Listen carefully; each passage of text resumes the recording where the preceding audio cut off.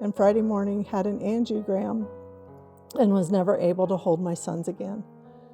It's been 28 years and I'm still here. The first statement is shock. I remember sitting in my hospital bed wondering, how do you live without the use of your arms? You do everything with your arms. The second statement, I'm still here, is still somewhat amazing to me. A few years ago, I was told I should write a book about how I handled my disability. I laughed and I said I'd have to know how I handled it to write it. I think I'm finally at a place where I have some idea how I've come this far. First, I learned to use my feet and legs a lot. I was standing in a checkout line, and while trying to pay, my keys fell to the floor. I panicked a little, not wanting to be noticed for my oddity, and quickly pulled my foot out of my slip-on shoe, grabbed the keys with my toes, and while lifting my leg to put them up on the counter, nearly knocked out the guy next to me who was bending down to pick the keys up for me.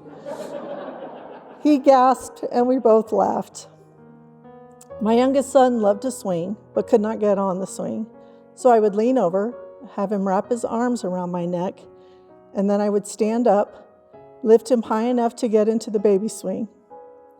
After pushing him for a while, I would again have him grab me around the neck and lift him out. That was great, inspirational, or who has overcome the unimaginable. An older friend one day told me that when she's faced with something challenging, she thinks of me and it inspires her to try harder. I kind of laughed and said, you know, that does a lot more for you than it does me. She was a little surprised at my comment, but after thinking about it, she could see what I meant. I also had a friend one time tell me, you're such an inspiration. I looked at her and said, I'd rather have my arms. Another gentleman was praising me for doing so well, and I looked at him and said, not in my own head. Some may like to be admired for being inspirational. I can see why I am considered inspirational.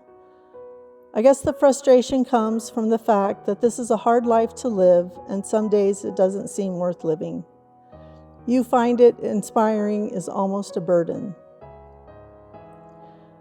When I meet people, I want them to know they don't have to be amazing to get through the unimaginable. They just have to figure out a way to get through the unimaginable.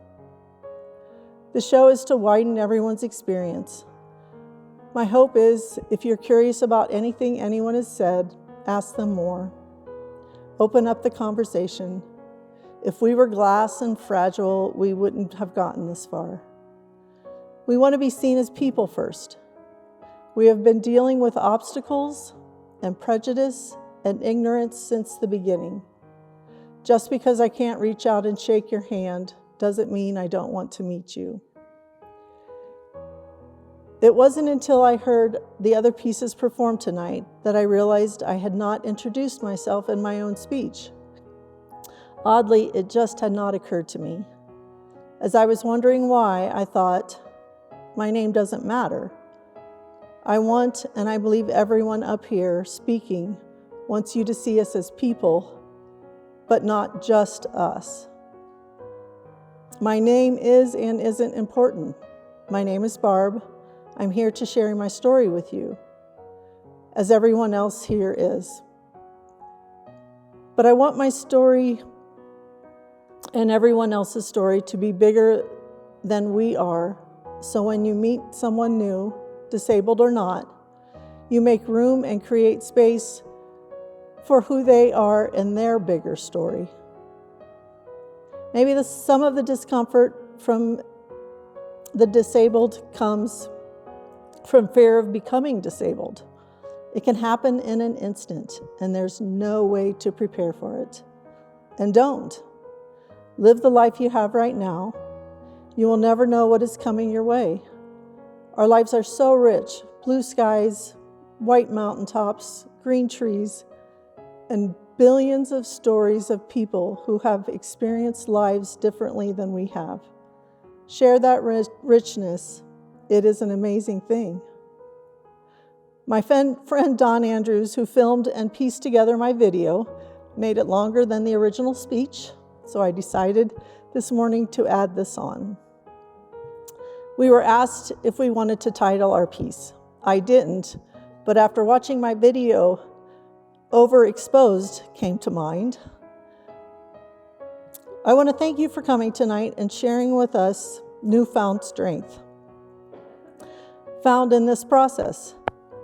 For me, going through this process has been profound. Listening to these people tell their stories over and over, sometimes barely getting through them without crying. Reaching this point where I can see they are stronger and more comfortable in their own skins. I believe most everyone in the audience has something they try and hide. Being vulnerable and exposing what we hide makes us less what? Less than perfect? Exposing the hidden exposes our need for help and support. We all need help and support. A kind word, a smile, a hug, help up the stairs. Some of us can't hide our disability. Many of us can. Thank you for coming and showing your help and support.